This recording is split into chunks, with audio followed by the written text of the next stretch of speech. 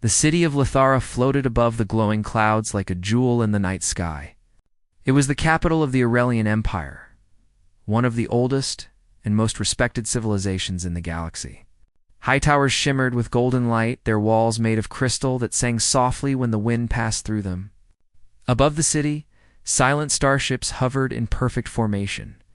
Below, glowing rivers ran through the floating platforms, carrying soft blue light like veins of a living world captain. Aaron Vega walked along the grand bridge that led to the royal garden. His boots made soft sounds against the silver floor. He was wearing a dark blue uniform, decorated with the insignia of the Earth Defense Alliance. Around him walked Aurelian guard stall figures with light blue skin, golden eyes, and soft flowing robes. They were silent, but their presence felt strong. It's like standing next to calm fire. Aaron had been chosen to lead the human delegation to the Peace Summit.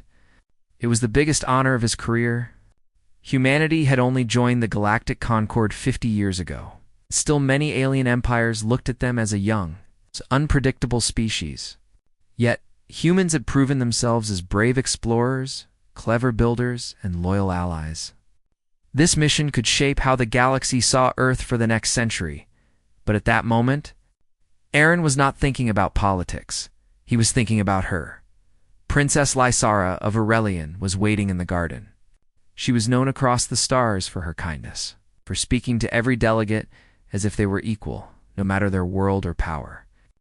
Many called her the Starflower Princess because her presence felt like warm sunlight on a cold night. Aaron had seen her only twice before, once during the formal greeting ceremony, and once during a council meeting. Both times, her voice had been calm and gentle, but strong enough to silence entire rooms as he walked closer. He saw her standing at the edge of the floating platform. The night wind moved through her silver gown, and her long glowing hair danced like soft threads of starlight. The trees around her were unlike anything on Earth. Their leaves were wide and translucent, glowing softly in blue and green shades. Tiny flying creatures circled the branches like living lanterns. Aaron stopped a few steps away, not wanting to interrupt. She seemed lost in thought, gazing at the stars above. Beyond the city, the galaxy stretched out like a great painting, stars, abuli, and distant ships moving like tiny fireflies. He had faced storms, star battles, and dangerous missions. He had spoken before admirals and governors. But now, standing near this one woman, Aaron felt more nervous than ever. She turned slightly when she heard his steps. Her golden eyes met his, and she smiled. It wasn't the kind of smile used in political meetings. It was soft, real, warm. "Captain Vega," she said in clear Terran standard, her voice smooth like flowing water. "You walk quietly. Are all humans so silent?" Aaron straightened his posture a little too quickly. "No, Your Highness. Most of us are actually not very quiet at all." Lysara let out a light laugh, soft like bells. "That is good. A world without laughter must be a lonely place." She turned back to the stars, and Aaron took his place a respectful distance behind her. They stood in silence for a while. The air carried the scent of strange flowers, sweet but not overwhelming. From here, he could hear the distant music of the city, soft instruments that played every night. Finally, she spoke again. "Your world must be very different from this." "It is," Aaron answered honestly. "We don't have floating cities or glowing gardens. We have forests, mountains, oceans. And the sky isn't filled with stars like this. We can see some, but they're far." "That sounds beautiful," she said softly. "I have never seen oceans." Aaron imagined the princess standing on a beach back home, with wind in her hair and waves at her feet. The thought made him smile a little without meaning to. "You smile," she said, noticing. "Sorry," he said quickly. "I just thought it would be nice if you could see it someday." She tilted her head. "Perhaps one day I will." For a few heartbeats, they simply stood together, two people from very different worlds, breathing the same night air. And then it happened. Aaron looked at her, really looked at her. She was not just beautiful. There was something about her that made everything around seem brighter. She carried her position like someone who did not need power to be respected. She seemed both fragile and strong, soft and sharp. And for the first time in a long while, Aaron felt something he didn't expect. He felt hope. He lowered his eyes. His voice almost a whisper, so soft he thought no one would ever hear it. "Wish I had the opportunity to marry her?" The moment the words left his mouth, he felt his stomach tighten. It wasn't meant to be spoken. It wasn't a soldier's thought. She was a princess. He was just a captain from a young world. But Lysara turned around, slowly, gently, her golden eyes locked on his, glowing softly under the garden lights. Aaron froze like a soldier under enemy fire, except this was something much more dangerous, his heart. She walked a step closer, her silver gown moving like water. The night wind touched her hair, making it shine like threads of moonlight. In a clear, calm voice, she said, "What makes you think you don't?" Aaron's breath caught in his throat. He had no answer. He didn't even know how she heard him. He started, but the words stuck. She took another step closer. She wasn't mocking him. She wasn't angry. Her face was soft, curious, like someone opening a book they've wanted to read for a long time. "Your people," she said gently, "have built homes on barren worlds. You have sailed into storms no one else dared to face. You speak your heart when others stay silent. Why would someone like you not have the opportunity to dream?" Aaron didn't know what to say. He had always thought of himself as a soldier, not a dreamer. He fought. He obeyed orders. He represented his people. He never thought someone like her would look at him not as a representative, not as a soldier, but as a person. Before he could respond, a soft chime echoed through the garden. It was a signal from the palace. The summit preparations were starting. Tomorrow, leaders from 100 worlds would meet. It was a day that could bring peace or war. Lysara turned toward the lights of the palace. "Tomorrow will be important," she said softly. "Many eyes will be on your world," as Aaron said, regaining some of his composure. "We'll do our best." She smiled again, but this time it felt different, warmer, closer. "Do not do your best only for them," she said. "Do it for yourself." Then, with graceful steps, she walked away with her guards. Her gown shimmered as she disappeared into the palace light, leaving Aaron standing under the stars. Heart still pounding in his chest, Aaron stayed in the garden long after she was gone. He walked to the edge and looked at the galaxy. For the first time, he didn't just see stars. He saw a future, a strange, distant, impossible future, but a future he wanted to reach. He whispered again, very softly, but this time with a small smile, "What makes me think I don't?" He left the garden with the quiet steps of a man carrying a secret. Tomorrow would be a day of politics, speeches, and careful strategy. But tonight, something had changed. A whisper had become a spark. The next day's shadow, the palace of Lysara, was alive with preparations. Delegates from across the galaxy arrived in ships of every shape and color. Giant banners floated in the air, each showing the symbols of different worlds. Security drones flew in perfect patterns, and the Aurelian guards lined the corridors with calm discipline. Aaron walked through the main hall, surrounded by human officers. They were proud but cautious. Humanity had a lot to prove. For decades, larger empires had looked at humans as a small flame in a storm. Brave, yes. Clever, yes. But not strong enough to shape the galaxy. But today, for the first time, humans would sit in the first row of the Concord Hall, next to the Aurelians. That alone was a silent message. He caught a glimpse of Lysara at the far end of the hall. She was surrounded by advisors, guards, and nobles. Yet somehow, she turned her head for a single moment, and their eyes met across the distance. A small, almost invisible smile appeared on her face. Aaron felt a wave of calm wash over him. It didn't matter what happened at the summit. He would face it without fear, far above the city. Hidden in the darkness of space, a small, unknown vessel adjusted its course. Its black hull reflected no light. No one noticed it yet. Inside, shadowy figures watched the shining capital of the Aurelians and whispered to one another. "The princess will be there," one said. "And the humans too," another replied. "Good. Let them gather. It will be easy to strike." They laughed softly. It was not a joyful laugh. It was cold. The summit hall of Lithera was the grandest structure in the floating city. Its ceiling was made of crystal so clear that the stars could be seen shining above, as if the galaxy itself was watching. Banners of 100 different worlds hung from the walls, each showing their symbols, some strange, some beautiful, all unique. Delegates from every corner of the Concord walked through the glowing corridors in quiet, but careful steps. On the highest platform, the council table floated in the air. It was shaped like a wide ring with seats for all the leaders. In the center stood the Aurelian throne, where Princess Lysara would lead the opening of the Peace Summit. Captain Aaron Vega stood among the human delegation, wearing his blue and silver uniform. His heart was beating faster than usual. He had been in battles before, but this was different. This was not about ships and weapons. This was about words, trust, and the future. The Earth flag floated behind him, a blue planet on a black field with a shining white star above it.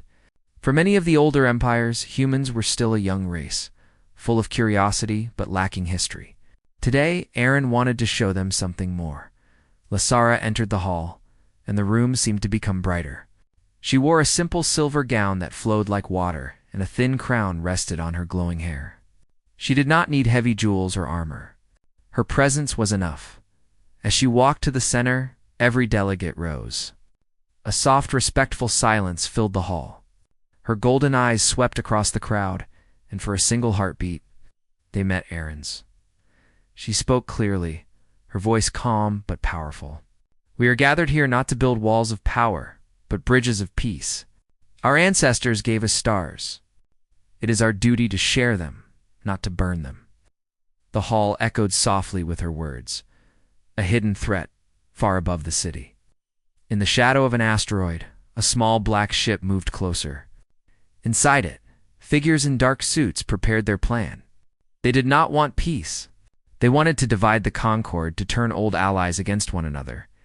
Their leader spoke in a low, cold tone. "The princess must fall. If she falls during the summit, the Aurelians will blame the humans. The humans will fight back. The Concord will break."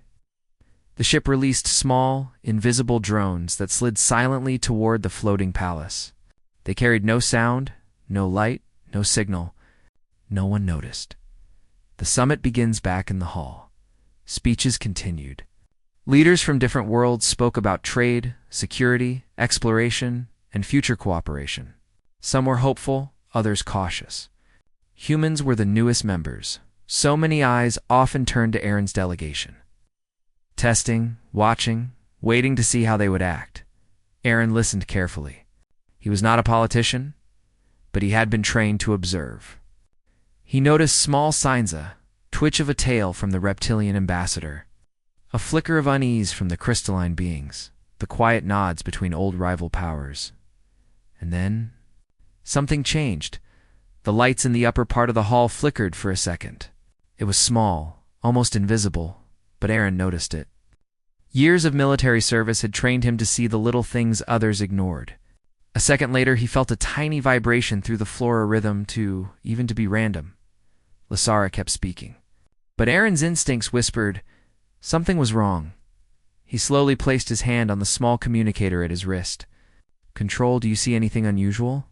he whispered softly. "Negative," came the reply from the security team. All systems normal, but Aaron didn't trust that. He scanned the ceiling again. The lights flickered once more. Then he saw it a shadow, like a thin line sliding through the air near the crystal ceiling. Too fast for most eyes, but not his. The first move, Aaron's eyes narrowed. He raised his wrist slightly and whispered again. "Security team, ceiling sector 4. I repeat, ceiling sector 4. Check it." There was a pause. Then the reply came back, tense. "Captain, we detect movement." Before anyone else could react, a small explosion of light burst near the center of the ceiling. The invisible drones dropped their cover, and thin black devices spread across the ceiling like spider webs. A sharp sound filled the air. The delegates gasped. Guards raised their weapons, but the attack was already in motion. A single dart shot out, aimed directly at Princess Lysara. Aaron didn't think. He moved. He jumped forward, pushing past startled delegates. His boots slid on the smooth floor, but he kept going. In that single second, every part of his training came alive. He reached her just as the dart streaked down. He grabbed the edge of the throne platform and pulled himself up, his arm extending to its limit. The dart flashed like a dark spark. Aaron lifted his arm and caught it with the reinforced sleeve of his uniform. The impact burned through the fabric but didn't reach his skin. Gasps filled the hall. Guards rushed forward, aiming at the ceiling. Energy shields snapped into place. The Aurelians surrounded their princess, but Lasara didn't look at them. She looked at him. Aaron stood on the platform, breathing hard. His arm ached from the impact, but he didn't care. "Are you hurt?" he asked. She shook her head. "No, but you. I'm fine," he said. More drones started to move, dropping lower, targeting not just her, but the entire hall. Panic started to spread. But panic was exactly what the attackers wanted. Aaron raised his voice. "Everyone down?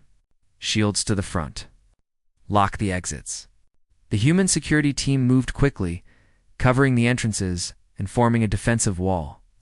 Aurelian guards joined them without hesitation. Two different species, fighting side by side without a word. The battle inside the hall, the drones swooped down like dark birds. They carried no sound, only cold speed. But humans had always been good at fighting in chaos. They didn't need perfect formation. They adapted. Aaron grabbed a fallen guard's shield generator and activated it. A blue energy field formed in front of him just in time to block another dart. He threw the device like a disc at the nearest drone. It hit the metal sphere, and it exploded into sparks. "Second wave incoming," shouted a guard. Lasara stood at the center of the hall, surrounded by her guards. But she wasn't just waiting. She raised her hands, and the air around her shimmered. Aurelians had control over energy flow, a skill humans didn't fully understand. Light curved around her fingers and shot upward, hitting two drones at once. Aaron saw an opening. "We need to shut them down from the control core," he said. "Where's the panel?" Under the central platform, Lasara answered. Aaron didn't wait. He ran through the storm of sparks, jumped over a broken seat, and slid under the floating platform. He found the small metal hatch and ripped it open. Inside was a cluster of glowing spheres, the drone control network the attackers had hacked into. He pulled the small tool from his belt and started working. 30 seconds, he whispered. "Just hold them back." Above him, the hall was filled with movement. Human soldiers and Aurelian guards fought side by side. They didn't understand each other's languages fully, but they didn't need to. One would raise a shield, the other would strike. One would cover, the other would advance. Lasara moved like flowing light, guiding the defense. Aaron had never seen anyone like her royal. Yes, but also brave. She wasn't hiding behind guards. She was leading them. Aaron's fingers worked fast. The control sphere was complex, but he had spent his life around machines. He didn't need to understand everything. He just needed to break the right line. The turning point 3, 2, 1, he whispered. He pulled the final wire. The glowing spheres blinked and then went dark. All around the hall, the drones froze in midair, then dropped to the ground like stones. A soft silence followed. Then a single cheer rose from the human delegation. The Aurelians joined in, their voices soft but strong. Aaron crawled out from under the platform, covered in dust. Lysara stepped forward, and for the first time, there was no distance between princess and soldier. She offered her hand to help him up. "You saved me," she said softly. He shook his head. "We saved each other." She looked around at the humans and Aurelians standing together. "Yes," she whispered. "We did." After the storm hours later, the black ship was caught trying to escape the system. The attackers were revealed to be a small extremist group trying to break the Concord. But their plan had failed because a human soldier saw what others missed. And because two different worlds trusted each other, the summit resumed the next day. There were no more doubts in the eyes of the other races. When humanity spoke, others listened. They were not just newcomers anymore. They were part of the heart of the galaxy. Lasara gave her speech again, but this time her voice carried a new strength. "Peace is not made by walls," she said, but by hearts that refused to be silent. Adon watched from the first row. He had a bandage on his arm, but he didn't care. He was not a prince, not a noble, just a captain from a small blue world. But when Lasara looked at him again, he saw something more than respect in her golden eyes. He saw trust, and something deeper, a quiet moment that night. When the summit ended and the stars shone again over the floating city, Aaron walked back to the royal garden. The soft wind moved through the glowing trees. He stood where he had stood before. Remembering the whisper that started everything, he heard soft footsteps behind him. "You walk quietly," she said. He turned. Lasara was wearing a simple gown, without crown or guards. Just herself. The starlight made her hair shine like silver threads. "And you always find me," Aaron said softly. She walked closer until they stood side by side at the edge of the platform.